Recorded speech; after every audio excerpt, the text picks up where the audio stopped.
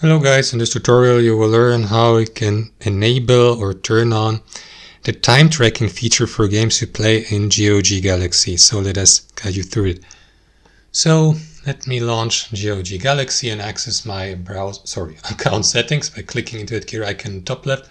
Next, select settings, and here select this option to the left, game features, and in the final step under in-game features, make sure that you select the checkbox next to game time tracking.